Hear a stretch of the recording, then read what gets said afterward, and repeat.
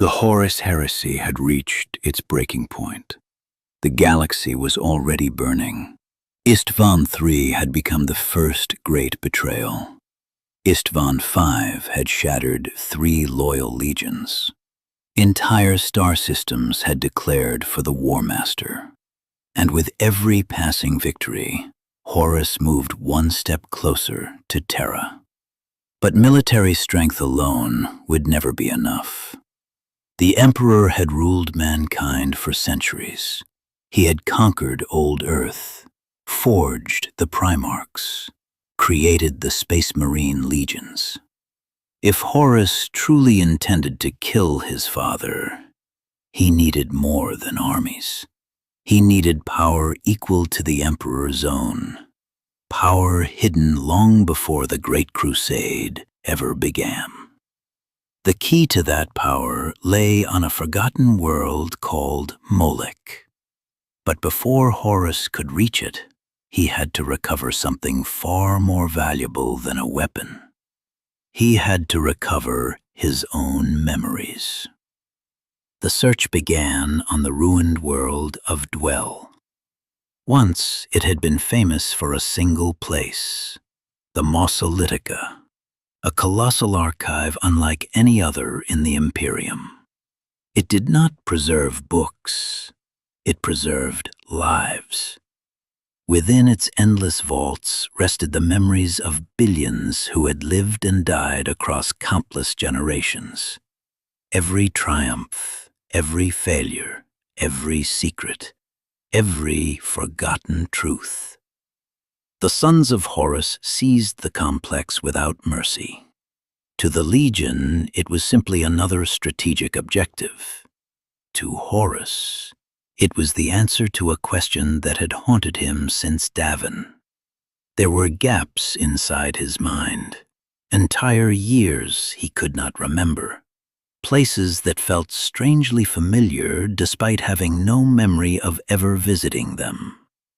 His father had hidden something from him. He could feel it. Now he intended to uncover it. Deep inside the Mausolithica, arcane machines extracted memories from the dead. One by one, Horus forced himself through countless forgotten lives. Most revealed nothing.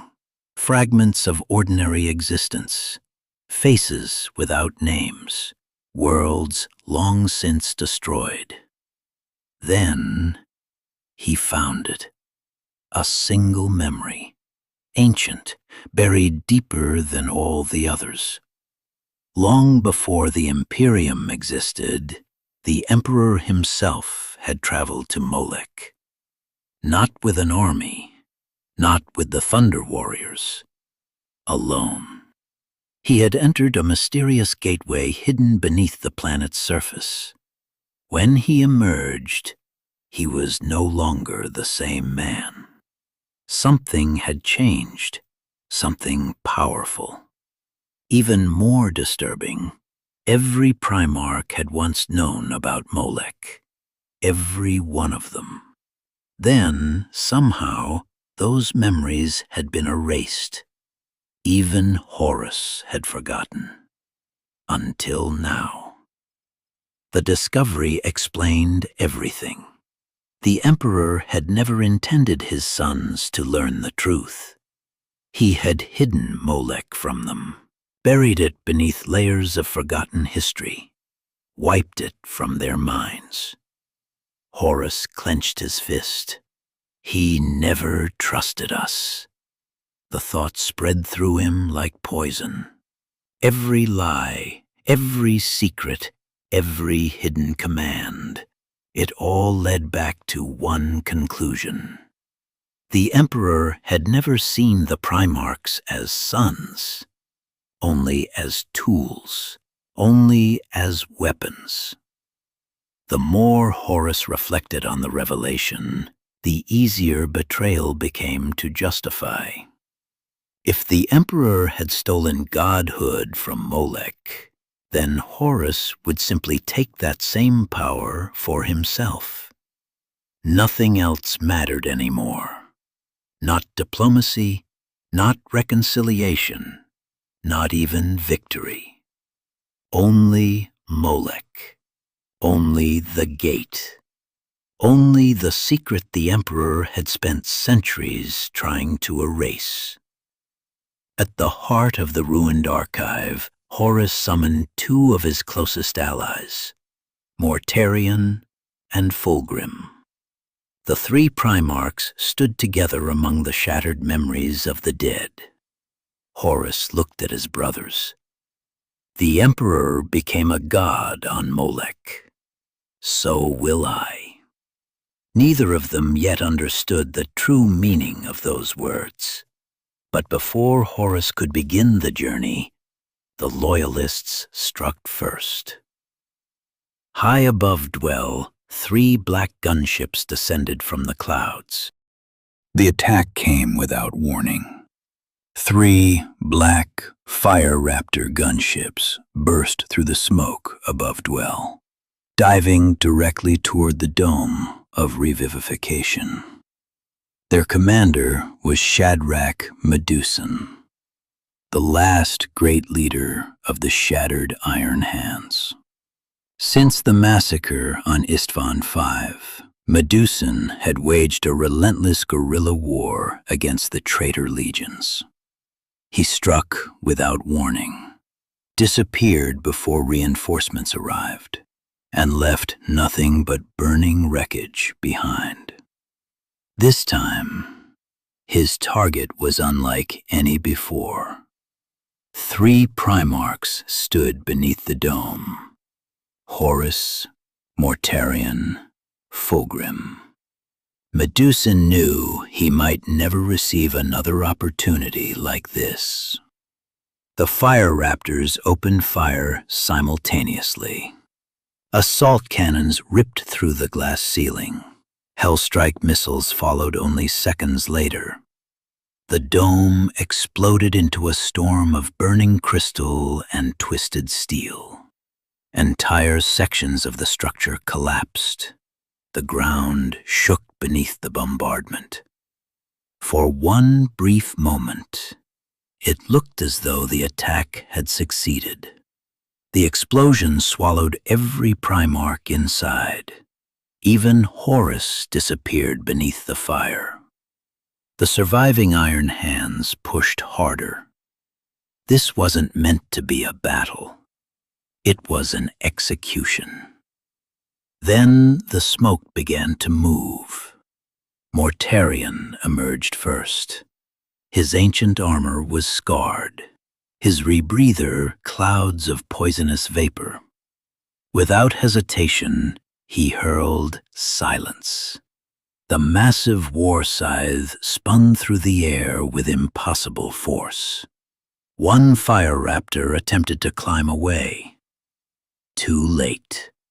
The blade tore completely through its fuselage. The gunship exploded before crashing into the ruins below. Fulgrim appeared next. No longer truly human, the Phoenician moved with terrifying elegance. His serpentine body twisted effortlessly through the collapsing debris, while great wings carried him above the flames. The transformation into a demon Primarch was complete. The brother Horus had once known no longer existed. Only the creature remained.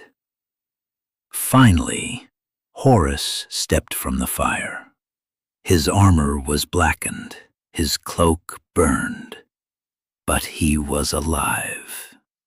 More importantly, he was smiling. The assassination attempt had failed. Within minutes, sons of Horus warriors flooded the battlefield. The remaining Fire Raptors were hunted down one by one. Very few Loyalists escaped.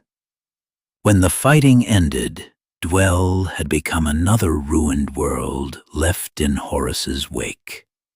Meduson's attack had achieved only one thing.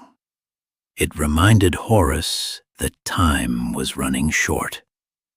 Terra was still far away, and Molech still waited. As the traitor fleets prepared for departure, Horus turned once more toward the memories stolen from the Mausolithica. Everything pointed to the same conclusion. The Emperor had hidden something beneath Molech, something so valuable that he had erased it from the minds of his own sons. Horus refused to let that secret die with him. The War Master ordered the fleet to make ready. Every delay was over. The road to Molech had finally begun. Far away on Terra, another Primarch was already preparing for a very different journey. Leman Russ had reached a decision of his own. He no longer intended to defend the Imperial Palace. He intended to hunt Horus.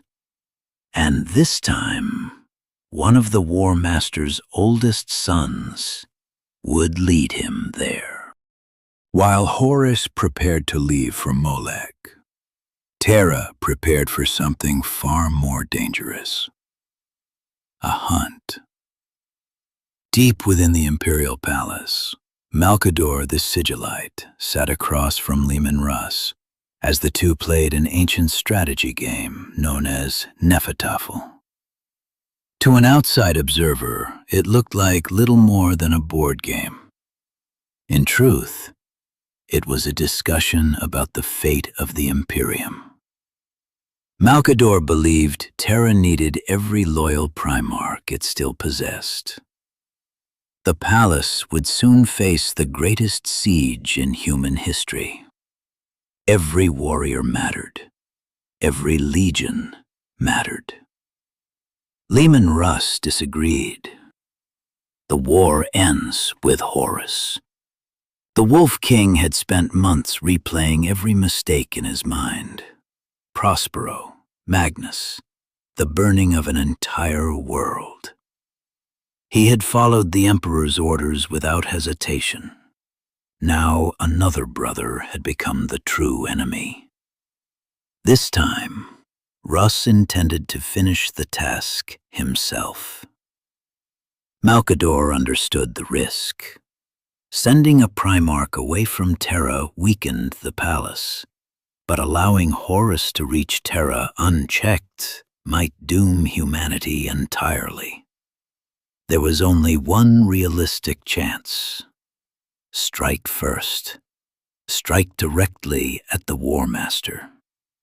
To do that, Russ needed someone who knew Horus better than anyone alive. Someone who had once called him father. Someone who had survived Istvan III. Garviel Loken. Months earlier, Loken had been recovered from the ruins of Istvan. His body had survived. His mind had not. The betrayal had shattered him. The brothers he trusted had turned their guns on him. Everything he believed about the Luna Wolves had died in a single day. Only now was he beginning to recover. Malkador brought him before the Wolf King.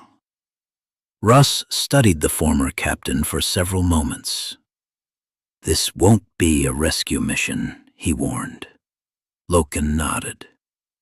"I know. You may never return. I know.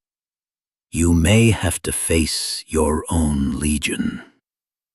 I've been facing them since Istvan." There was nothing left to say. Russ finally explained the mission.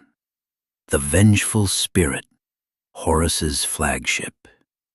No ship in the galaxy knew it better than Garviel Loken. He had walked its halls for decades. He knew hidden passages, forgotten maintenance routes, blind spots in its defenses. If anyone could guide a strike force aboard, it was him.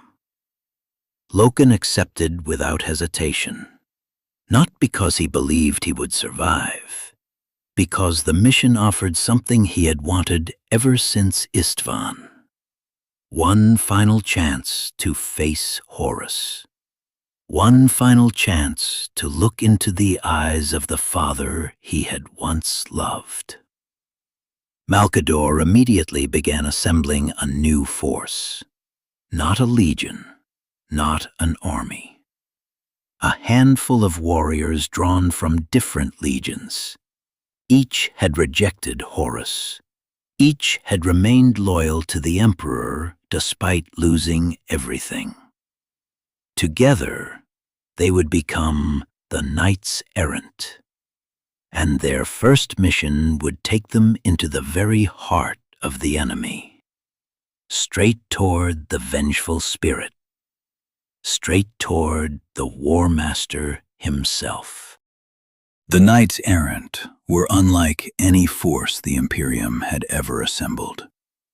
They wore different armor, followed different traditions, had once fought beneath different banners. Now, none of that mattered. Each warrior had lost a legion. Each had watched brothers choose treachery over loyalty. Each had accepted there was no road back. Malkador selected them personally. From the Iron Warriors came Tubal Cain, a master engineer whose calm logic never deserted him, even in the middle of battle. From the World Eaters came Macer Varen, a gladiator who had rejected Angron's madness while most of his legion embraced it. The Ultramarines sent Tylos Rubio, once forced to abandon his psychic gifts after the Council of Nicaea. He had been quietly restored to duty by Malkador himself. The coming war demanded every weapon the Imperium still possessed. From the Iron Hands came Ares Wojtek. From the Space Wolves, Bror Turfinger. The Raven Guard sent Rama Korean. The White Scars sent Apothecary Altan Nohai. Even the Emperor's children were represented. Callian Zaven had refused Fulgrim's corruption and chosen exile over betrayal. Together, they became something entirely new. Not Space Marines of separate legions, simply Knights Errant. Yet one final warrior was still missing. His name was Severian. Long ago, he had served beside Garviel Loken in the Luna Wolves. He was one of the Legion's finest scouts, a hunter capable of disappearing so completely that even Space Marines struggled to track him. After Istvan, Severian vanished. Most believed he was dead. Loken wasn't convinced. His search led him to the frozen mountains of Old Earth, the Manpoopener Peaks, known in ancient legends as the Seven Neverborn. Massive stone pillars rose above endless snowfields while icy winds erased every trail within minutes. It was the perfect place for a hunter, and the perfect place for an ambush. Loken knew Severian would already be watching him, so instead of searching, he waited. Hours passed. Nothing moved. Then, a single bolt round struck the snow only centimeters from his feet. Not a kill shot, a warning. Loken smiled. "You're getting predictable." Silence answered him. Finally, a lone figure stepped from the mist. His armor still carried the faded colors of the old Luna Wolves. Neither warrior raised a weapon. Neither needed to. They had once been brothers. Words came slowly. Loken explained Horus's betrayal. the mission, the vengeful spirit, the possibility that none of them would return. Severian listened without interruption. When Loken finished, the old scout reached into a pouch at his belt. He withdrew 2 silver Chthonian coins. Among the Luna wolves, they carried only one meaning: coins placed upon the eyes of the dead. Severian tossed them toward Loken. The storm is coming. We'll need them. Without another word, he joined the Knights Errant. The strike force was finally complete.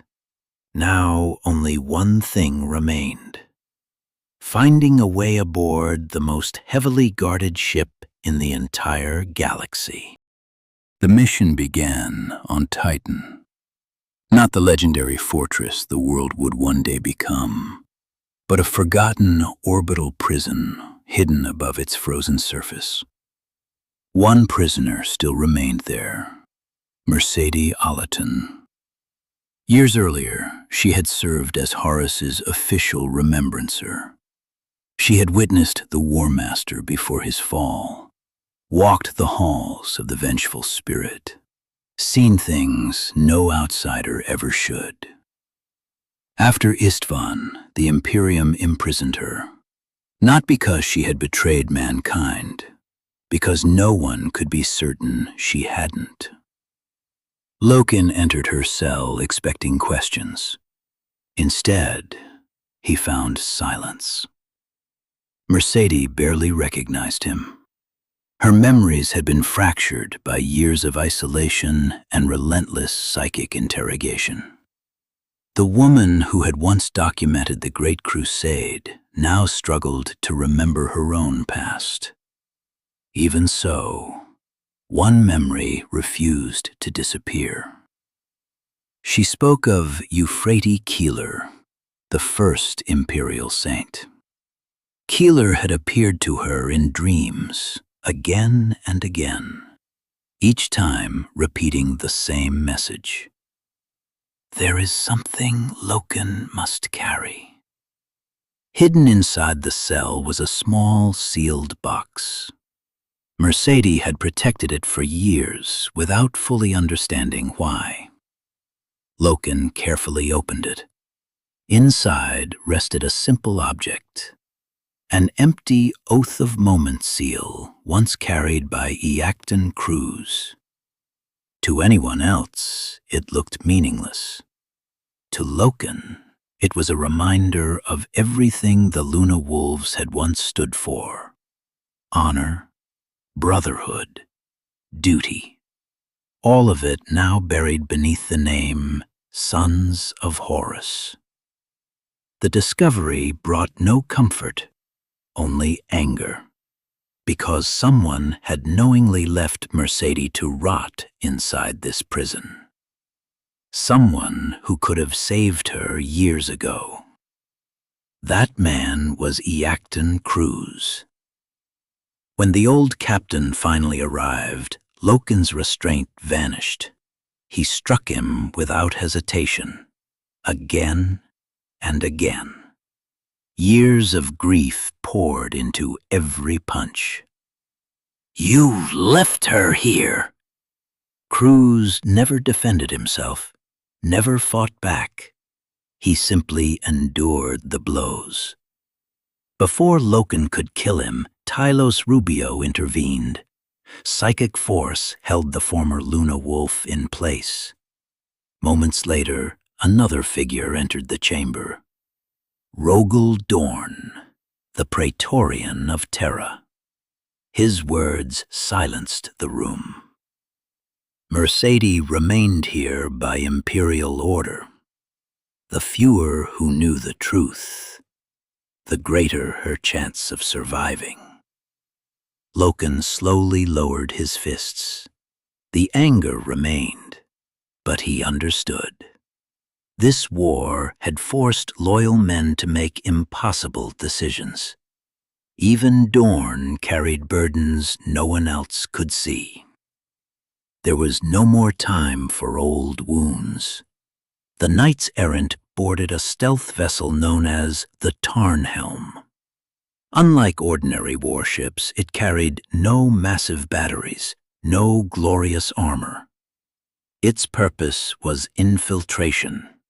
Its captain had only one task: deliver the strike team onto the Vengeful Spirit without Horus ever knowing they were there. It was the most dangerous mission any of them had ever accepted, and it had already begun. The Tarnhelm crossed the void in complete silence. Its engines remained cold. Its reactors barely emitted enough power to sustain life support. To every Imperial scanner, it appeared to be nothing more than drifting debris. That illusion carried the Knights Errant straight into the heart of Horus's fleet. Ahead of them loomed the Vengeful Spirit. Once it had been the pride of the Great Crusade. Now, it looked like a cathedral built for nightmares. Its armored hull was scarred by countless battles. Entire sections had been rebuilt, with twisted architecture that no longer resembled Imperial design. The corruption had already begun. Tubal-Cain guided the ship through overlapping minefields, using a custom Auspex array designed specifically for the mission. Patrol craft passed within kilometers. None detected them. Finally, the Tarnhelm reached an enormous breach carved into the War Master's flagship during an earlier void battle. It was the only entrance Horus's engineers had never fully repaired. The strike team crossed into the darkness. For Garviel Loken, every corridor felt painfully familiar. This had once been home. He had celebrated victories here, shared meals with Tarek Torgadon, walked these halls beside Horus himself. Now, every wall told a different story. The Eye of Horus had replaced the Luna Wolves' old insignia. Crude white graffiti covered the corridors like religious icons. The symbols looked less like military heraldry and more like desperate prayers. The Legion had changed, not only in loyalty, in belief. Tylos Rubio felt it immediately. The warp is everywhere. His psychic senses picked up endless whispers echoing through the ship. Invisible voices drifted through the metal itself. Not words, hunger, anger, madness. Every step deeper into the flagship made them louder. Rubio strengthened the psychic barrier protecting the team. Without it, even veteran Astartes might eventually lose their minds. The Knights Errant pressed onward. Rama Karayan eliminated isolated sentries before alarms could be raised. Severian navigated forgotten maintenance routes he still remembered from the old Legion. Tubal quietly marked key reactor junctions and structural weak points. Everything they learned would one day guide a loyalist assault. Then, they found something they had not expected. Deep beneath the main habitation decks lay an ancient cargo vault. The chamber should have been abandoned. Instead, voices echoed beyond the sealed doors. Not legionaries, not servitors. A ritual. Loken slowly peered inside.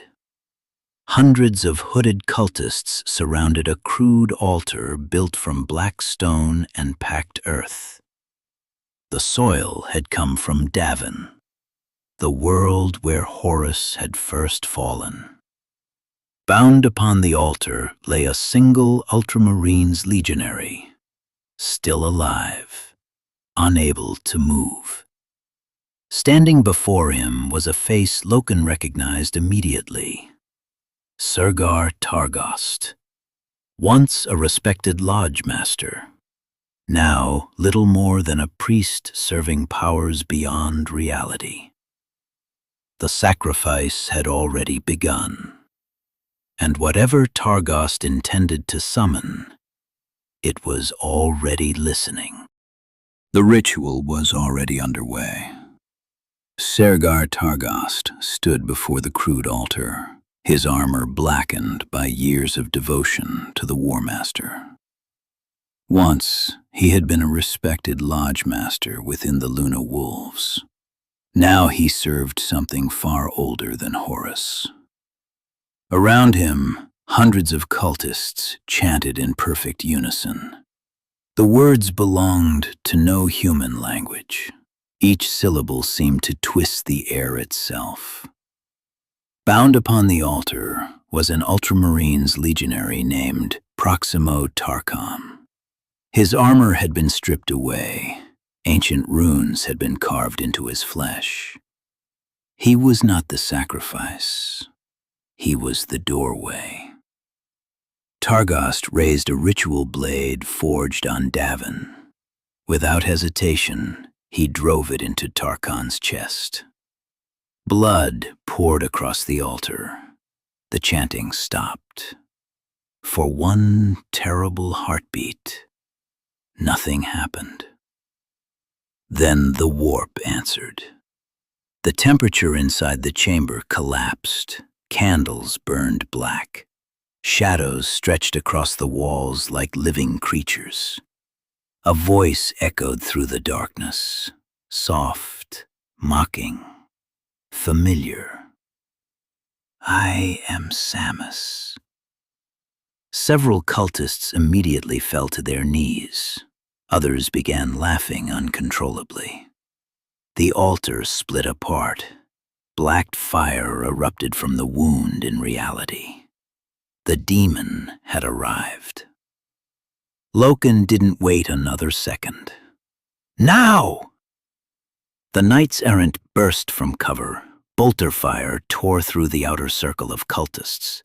Rama Carrion eliminated the sentries before they could raise an alarm. Macer Varen charged directly into the ritual, his chain axe reducing cultists to broken bodies within seconds. Tubal Cain cut Tarchon's restraints, while Altan Nohai dragged the wounded Ultramarine clear of the altar. Targost barely reacted. Instead, he smiled. You are too late. The corpse of a fallen cultist suddenly convulsed. Its limbs bent backward, its bones cracked. Black flames burst from empty eye sockets. Samus no longer needed the ritual. He had found another vessel. The demon rose slowly.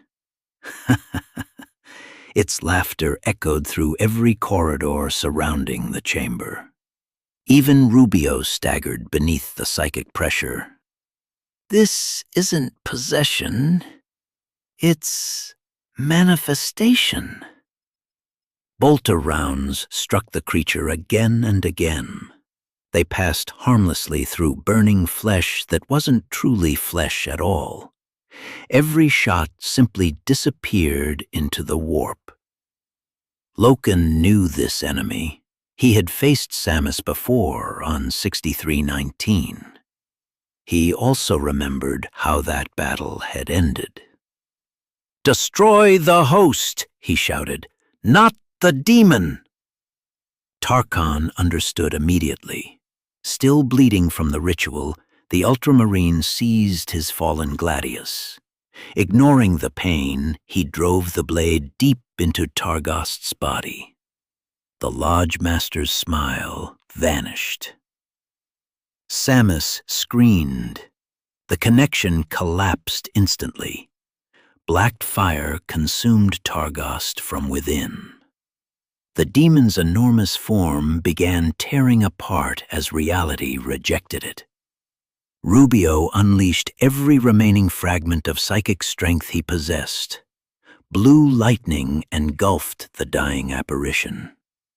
For one final moment, Samus looked directly at Loken. "We will meet again." Then the chamber fell silent.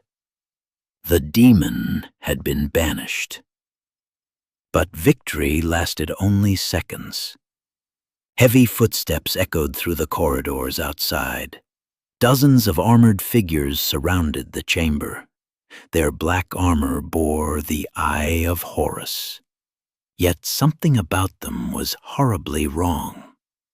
They were no longer merely space marines. The Lupercal had arrived. The Lupercal moved like predators. At first glance, they still resembled the sons of Horus. Their armor bore the same green ceramite, the same wolf pelts, the same Eye of Horus.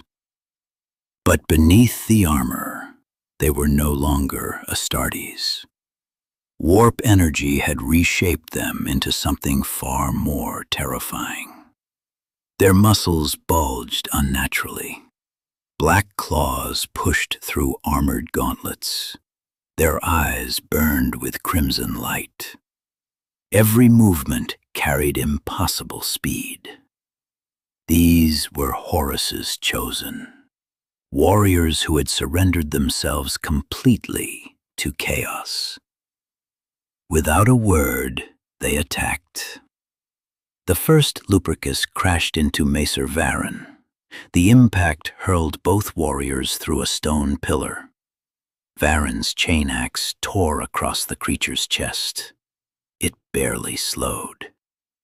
Another charged straight toward Rubio. Psychic lightning erupted from the ultramarine librarian's hands. The blast staggered the monster, but it refused to fall. It simply laughed. All around the chamber, the battle dissolved into brutal close-quarters combat. Bolters were useless at this range. Chain blades screamed. Power swords flashed. Armor shattered beneath repeated blows. Loken found himself facing Grail Noctua. Once, Noctua had been a respected captain within the Sons of Horus. Now he led the Lupercal. "You should have stayed dead on Istvan," Grail said. Loken slowly raised his sword. "So should Horus." The duel exploded into motion. Noctua fought with terrifying strength. Every strike carried enough force to crack ceramite. But Loken still remembered the old Legion's style. He anticipated each attack, countered every feint. The fight became less about strength and more about memory. Brother against brother. Meanwhile, Tubal-Cain completed the mission's true objective. Using compact Auspex scanners, he mapped reactor junctions, shield generators, primary corridors, and structural weaknesses throughout the surrounding decks.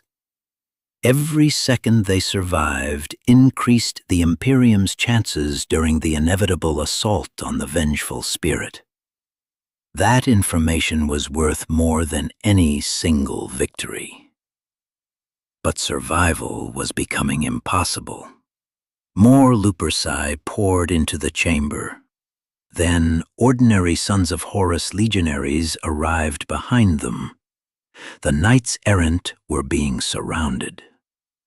Rubio looked toward Loken. "We have what we came for." Loken hesitated. Every instinct told him to keep fighting, to push deeper, to find Horus, to end the war here. But he already knew the truth. The War Master wasn't here. Not anymore. He had already departed for Molech. This mission had never been about assassination. It had been about preparation. Loken gave the order. "Fall back!" One by one, the knights-errant disengaged.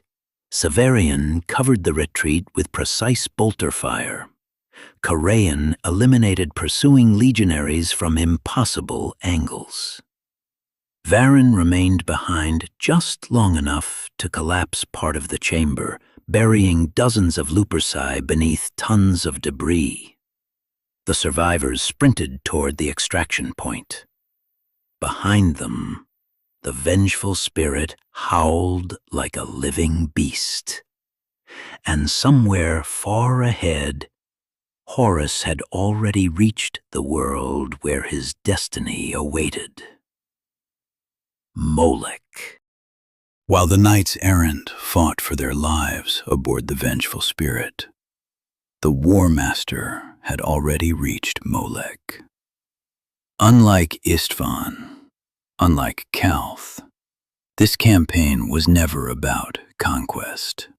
It was about a single destination, a forgotten gateway hidden beneath the planet's surface. Everything else was expendable.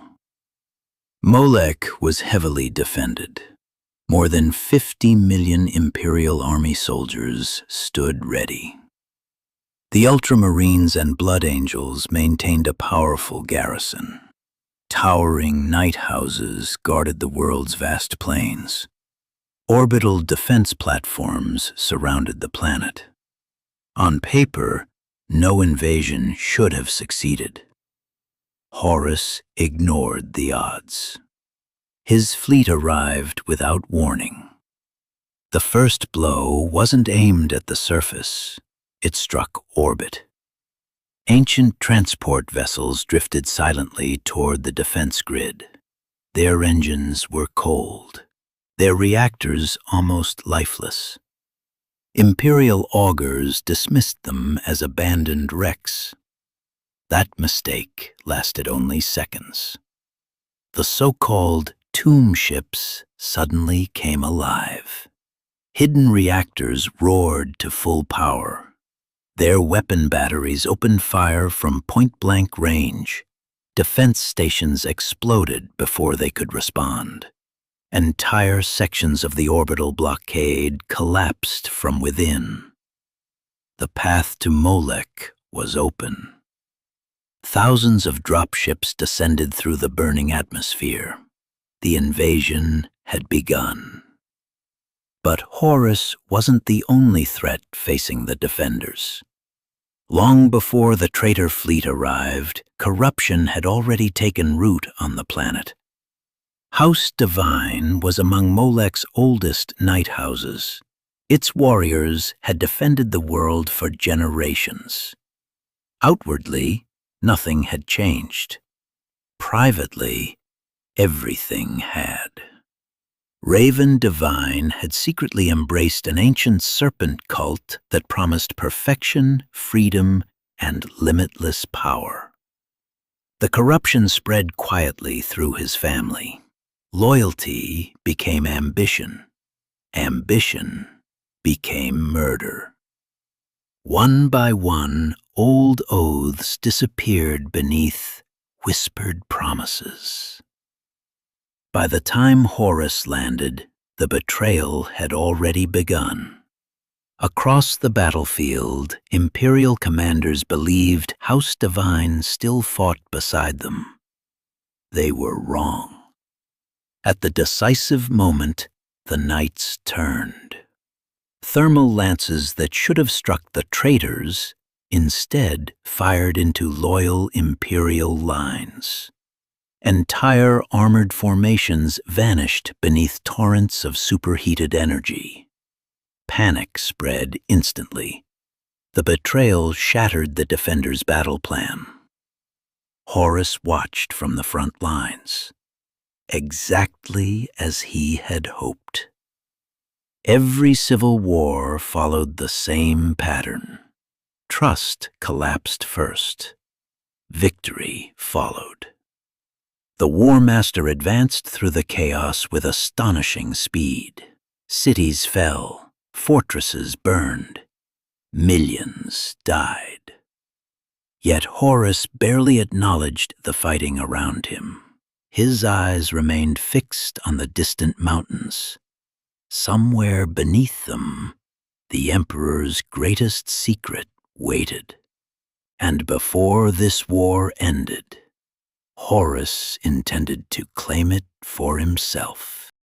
The war for Molech raged across the entire planet. Night engines dueled beneath burning skies. Titan legions exchanged fire powerful enough to erase entire cities.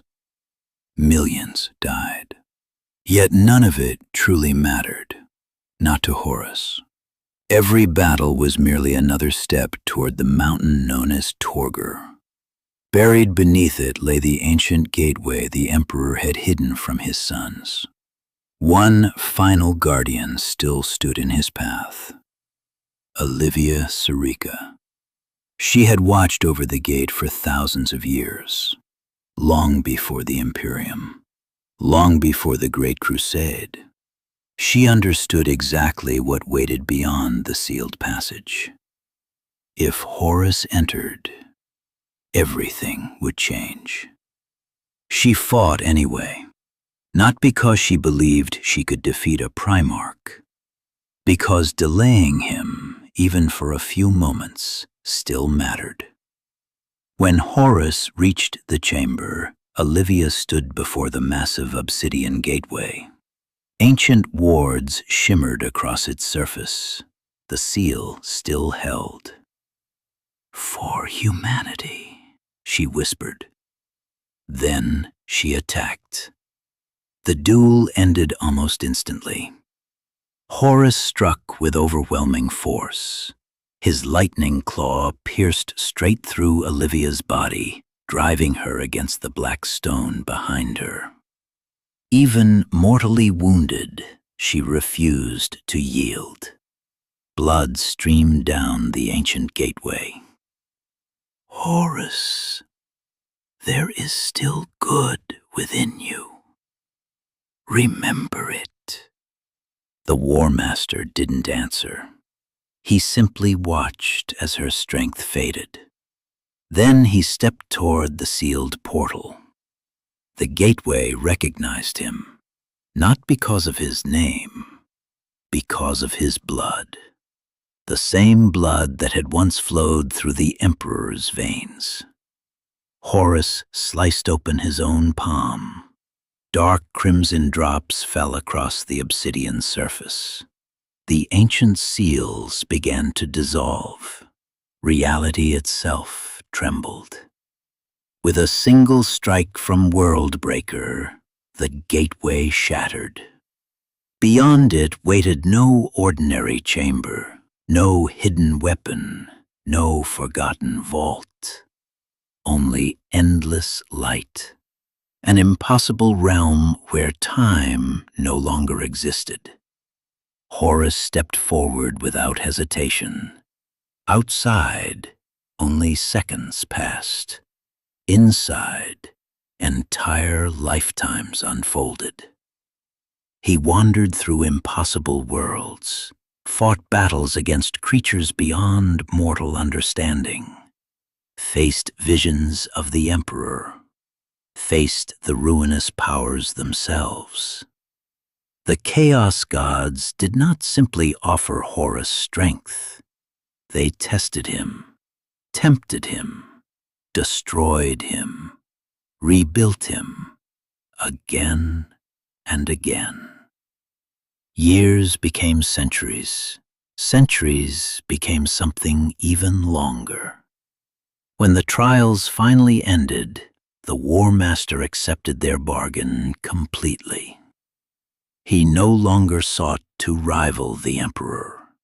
He intended to surpass him. Then the light vanished. To the armies still fighting outside, only a few minutes had passed. The gateway opened once more. Horus emerged. At first glance, he looked unchanged. Then everyone noticed his eyes. Something ancient stared back from within them. His hair carried streaks of silver. His presence alone bent reality around him. Even veteran legionaries instinctively lowered their gaze. The war master who had entered Molech was gone. What returned was something far more dangerous. A being infused with the full favor of chaos. And the first person waiting to greet him was Garviel Loken. Garviel Loken had imagined this moment countless times. Ever since Istvan III, he had replayed it in his mind. The confrontation, the accusations, the chance to look Horus in the eyes one final time. Now, that moment had finally arrived. The War Master stood before him, but this wasn't the Horus Loken remembered. Something had changed. His armor radiated unnatural power. The air itself seemed heavier around him. Reality bent ever so slightly with every step he took. It wasn't simply strength, it was presence. The power Horus had claimed beyond the Molech gate had transformed him into something that no longer felt entirely mortal. Even veteran space marines instinctively hesitated in his presence. Horus looked at Loken with something that almost resembled sadness. "You should never have come here." Loken raised his sword. "I came to see what remained of my father." For a brief moment, neither warrior moved. The silence carried decades of memory. The Great Crusade, the Luna Wolves, victories won together across 1,000 worlds. Then Horus spoke. "That man is gone." Loken answered without lowering his blade. "I know." The duel lasted only moments. Loken fought with everything he had. Every lesson Horus himself had once taught him. Every instinct forged during the Great Crusade. None of it mattered. The War Master had become something beyond a Primarch. Their blades met only a handful of times before Horus overwhelmed him completely. Loken crashed to the floor, broken, unable to continue. Horus could have killed him. Instead, he turned away. "You are beneath my purpose now." Those words cut deeper than any wound. The War Master no longer saw loyal Space Marines as enemies. He saw them as obstacles, nothing more. As Horus departed, Iacton Cruz stepped forward to buy Loken a few precious seconds. The old warrior had served beside Horus longer than almost anyone alive. Perhaps he hoped some fragment of the old War Master still remained. It did not. With one effortless strike, Horus drove his lightning claw through Cruz's chest. The veteran captain collapsed into Loken's arms. His final breath came slowly. Loken reached into his pouch. He removed the 2 silver Thonian coins Severian had given him before the mission. One by one, he placed them over Cruz's eyes. The ancient Luna Wolves ritual. A farewell from one brother to another. Moments later, Captain Banu Raswa brought the Tarnhelm alongside the shattered command chamber. Its guns blasted open the outer hull, venting the entire compartment into space. The explosive decompression threw Loken and the surviving Knights Errant clear of the vengeful spirit. Against every expectation, they escaped. But victory belonged to Horus. Molech had fallen. The War Master had claimed the Emperor's hidden power. The Loyalists had witnessed the birth of a new enemy. Not merely a rebellious son, not merely a Primarch, a champion chosen by the Chaos Gods themselves.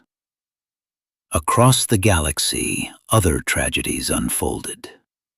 Mortarion and the Death Guard would soon surrender themselves to Nurgle. Lorgar's ambitions would collapse beneath Horus's growing authority. The surviving Knights Errant would eventually become the founders of the Grey Knights. And every surviving Loyalist fleet would begin falling back toward a single destination: Terra. The board had been set. The Primarchs had chosen their sides. The last alliances had been forged. The final betrayals had already happened. Nothing remained now except the greatest siege in human history. The Siege of Terra had begun.